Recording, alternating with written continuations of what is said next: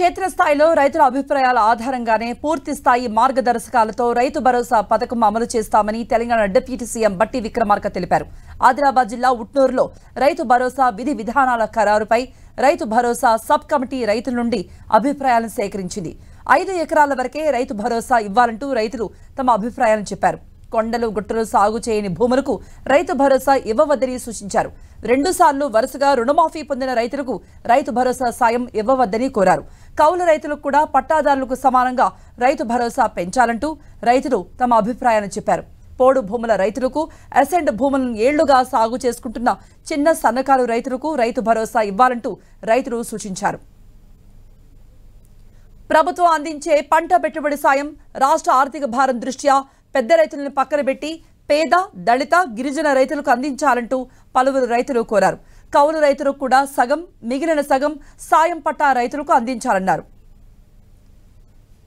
ఆదిలాబాద్ వెనుకబడిన జిల్లా కావడంతో తప్పకుండా రైతు భరోసా వర్తింపజేయాలని కోరారు. ఆదాయపు పన్ను చెల్లింపుదారులకు సర్కారు పంట సాయం నిలిపివేయాలంటూ రైతులు సూచించారు.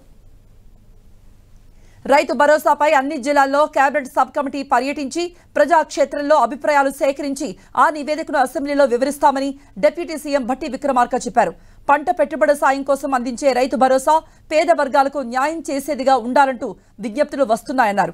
రైతు భరోసా సాయంపై ఇప్పటి వరకు ఎటువంటి పరిమితులు ఖరారు కాలేదని, గ్రామం యూనిట్గా తీసుకోవాలని ఎక్కువ మంది రైతులు సూచిస్తున్నారని పేర్కొన్నారు. పోడు రైతులకు సర్కారు సాయంపై చర్చించి నిర్ణయం తీసుకుంటామని చెప్పారు. రాష్ట్ర పూర్తి స్థాయి బడ్జెట్ ప్రవేశపెట్టే సమయంలో రైతు భరోసా అమలుపై విధి విధానాల రూపకల్పన చేస్తామన్నారు బట్టి విక్రమార్క. ఇందుకోసమే తమ ప్రభుత్వం కేబినెట్ సబ్ కమిటీ నియమించినట్టుగా చెప్పారు.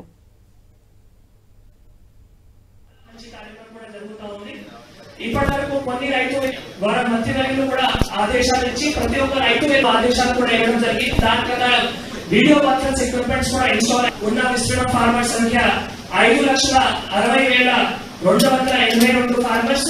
రైతులు మీ ఫీడ్బ్యాక్ ఫామ్ ఏవైతే మీకు ఇవ్వడం జరిగింది, దయచేసి మీ అందరూ కూడా ఇక్కడ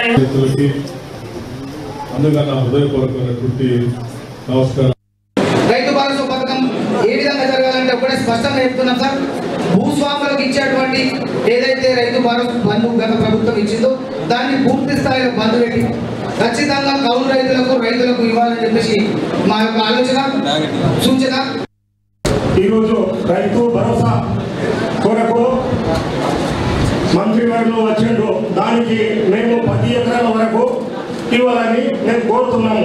సగం రైతు బంధు సగం వారికి ఇవ్వాలి, సగం ఈ గరీబులు ఎంత 5 ఎకరాలు 10 ఎకరాలు ఉంటే కూడా వారి గరీబులు సార్. అందుకే దానికి సగం రైతు భరోసా ఇవ్వాలని నేను కోరుతున్నాను.